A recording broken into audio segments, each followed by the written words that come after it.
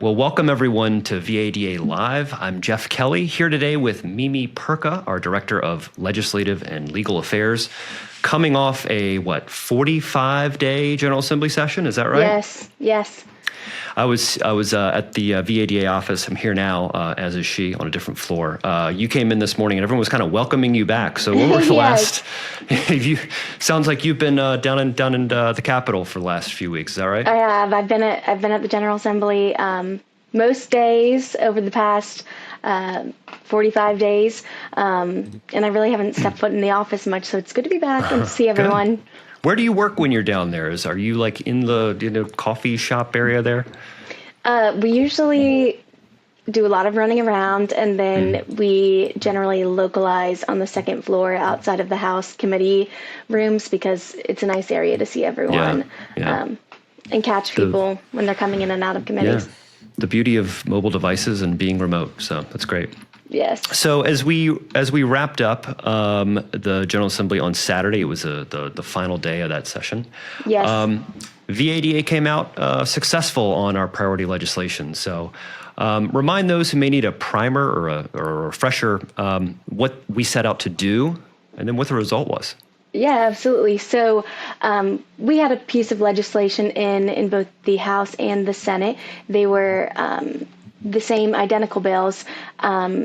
We were seeking to achieve more fair payments for technicians and for dealerships. We wanted to get rid of the reasonableness qualifier that OEMs regularly use when dealers are seeking warranty reimbursement increases. We also wanted to achieve payment for diagnostic time for technicians. We wanted rental vehicle repayment to be quicker within 30 days and not discriminatory on line make of the vehicle that dealers might get from the rental agencies. And we wanted dealers to have the ability to return unused parts they use in recall repairs, and also to help with the parts pricing manipulation that OEMs regularly do to recall parts used in those repairs. And it sounds like, going forward, should the governor sign, right? Because that's the next step, right? It's Yes. The governor's got to sign that piece of legislation for it to become law. Sounds like life is going to get a little easier for those back in the service departments, right? We're hoping. We're keeping our fingers crossed. We're going to do some outreach to the governor, and hopefully the House and Senate has spoken. The bills were almost unanimous through the process with support on our end. So hopefully we can see success down the line with the governor as well. And I know we'll want to thank Delegate Brianna Sewell of Prince William for carrying the House version, Senator Jerry McPike on the Senate side for carrying the identical Senate version of that bill, and then, of course, thanking the more than 100 dealers, service advisors, technicians even who came to Richmond on Dealer Day on the 29th there. So big win. How'd it feel, Mimi? This was your first, we spoke earlier, this was your first foray into the General Assembly. Just what are your general thoughts about the political process kind of being thrown to the fire, right? What was it like for you? Yeah, it's really interesting. It's busy. There's a lot of work that goes on behind the scenes that kind of lead up to the 5 minutes you might have in front of the committee to kind of state your case. So there's just a lot of conversations that happen up until that point, and it's a lot of pressure. You got to get your arguments and your facts straight. There's a lot of back and forth between us and whoever might oppose our bill. So it's busy.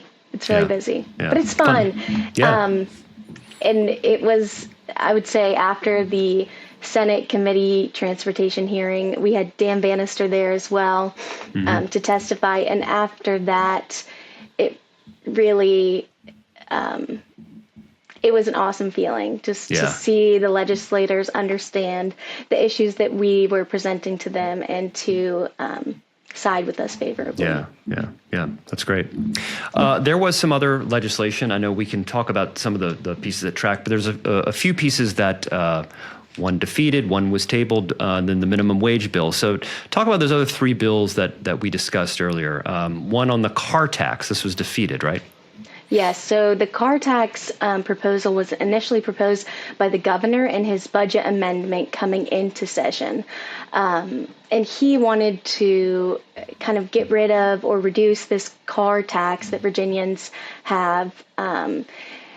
It was aimed, I think the idea of it was aimed at reducing taxes and costs for the everyday Virginian. However, there was a subsequent bill that followed his budget amendment as well.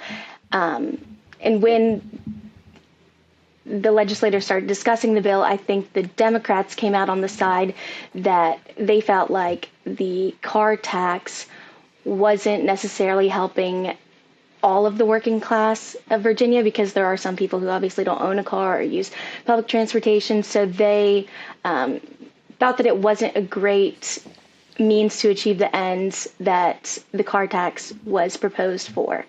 So we'll see. That'll head to the governor's office, and we'll see what they do with that. And then another one that would have permitted a casino. I feel like we're talking casinos almost every year, but this one was to go to Northern Virginia. Yes. What happened with that? It was very contentious. It ended up getting tabled.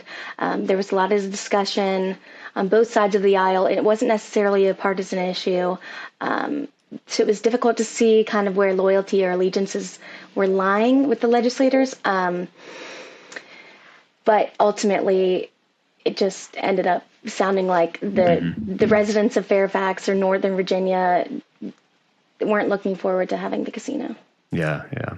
But I don't think the discussion's over on that. No, it doesn't. We'll It seems to come back every year in one part of the state or the other. So I agree. And then finally, there was a bill passed that would increase Virginia's minimum wage. And, those who may have followed this, and obviously a lot of dealers are in tune with these, even if they don't pay necessarily minimum wage. What happened with the minimum wage bill? Because this was already set to increase, and now it's going up to what, 15 an hour? So there was legislation last year that the governor ended up vetoing that would increase the minimum wage. The bill this year increases the minimum wage incrementally from, I think it's 1261 perhaps now. And then next year it would go up to in the 13-14 range. And then by year 2027, it would be at $15 an hour. I think that people are anticipating that the governor might veto this bill again this year, but we'll see. On the budget, that's the other piece, right? So the General Assembly, they review all their legislation in the House and Senate, but then there's also this other piece, the budget. So can you talk a little about what came out of that? This is the changes to this 2-year budget cycle that Virginia's on. Yes. So Virginia passed the 2-year budget last year. So this year, they're kind of looking at the extra money that they might not have allocated yet and seeing where they should place that spending.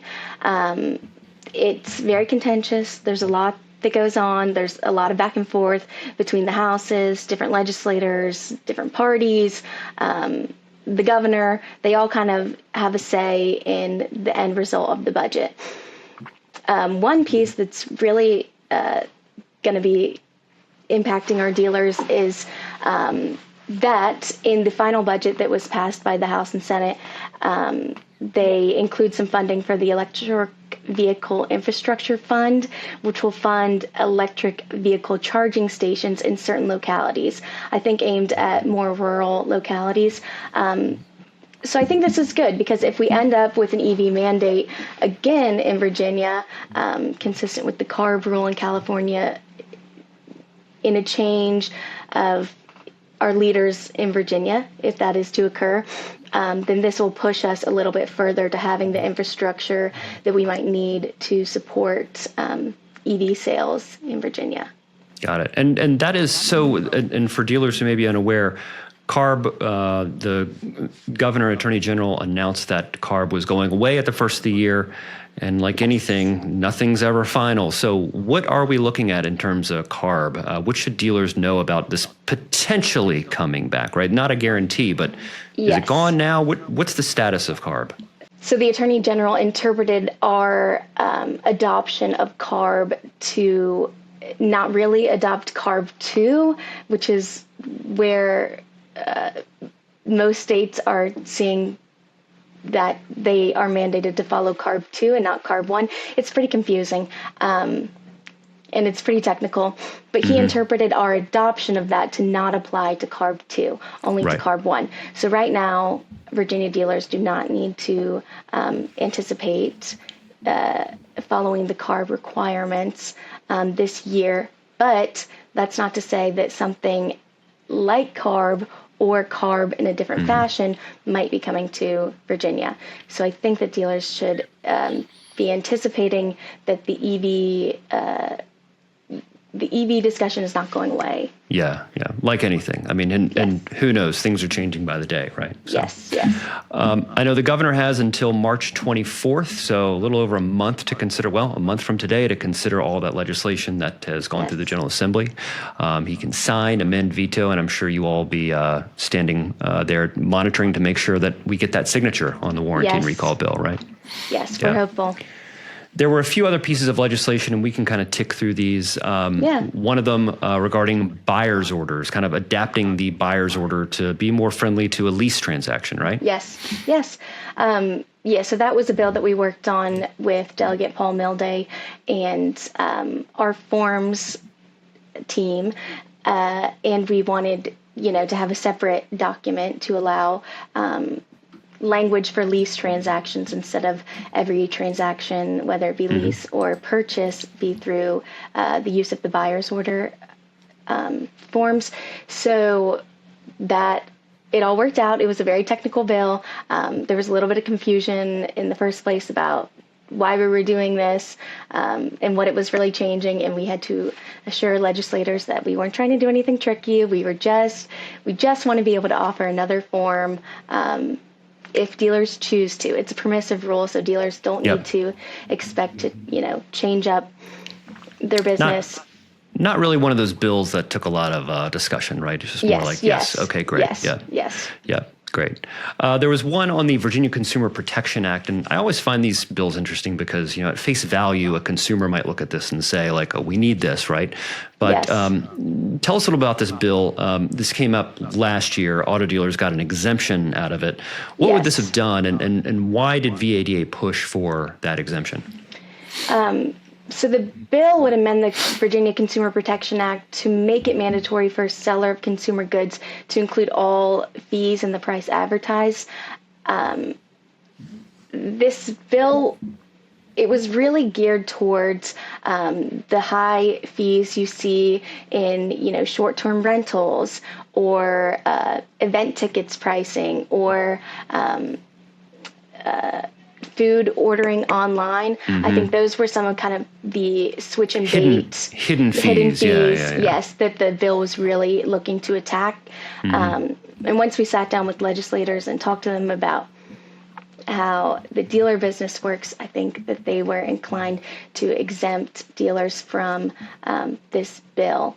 This is consistent as well with the FTC's junk fees bill, which they also exempted dealers from, and that only applies to short-term rentals and ticketing prices as well. So I think it's just consistent across the board. I think it would be confusing for dealers if we had, extra protections in the Virginia law and they weren't consistent with the federal law. So it's good. It makes things consistent. And finally, there were two more, one on vehicle safety inspections. I know this would have revised the vehicle and safety inspection requirements on new vehicles to be valid for the first 2 years. That one we supported, but did not get through a highway safety subcommittee. And then the last one there, and I was really hoping we'd see this one go through. I know VADA supported. This would have discontinued the requirements for vehicle registration license plate decals. So what happened with that one? Yes. I think that this one will come up again. It was on the news. It looked like a thing. I remember seeing it on the morning news. Yeah. Yes, it was going along pretty smoothly, except for every time the bill saw the Senate Finance and Appropriations Committee. That was the only place that the bill really saw pushback. And when I listened to the testimony on that bill, and the chairwoman of the committee said that she had concerns that the bill would decrease revenue for the DMV. She didn't say much more about where she was getting that information. There was nobody that stood up to testify in opposition, but I'm guessing that there might have been some conversations behind closed doors, or maybe the committee was just a little bit wary about working out the kinks and really making sure that the program was rock solid before implementing it. So it sounds like they're going to create a work study, hopefully. Delegate Austin asked for a letter requesting a work study when his bill got killed in Senate Finance and Appropriations. So I'm guessing that they'll work on it a little bit throughout the year, and then maybe we'll see it up again next year. Mm-hmm. Well, as we wrap up here, Mimi, any final thoughts, things we didn't cover that you want to make sure our dealers know about?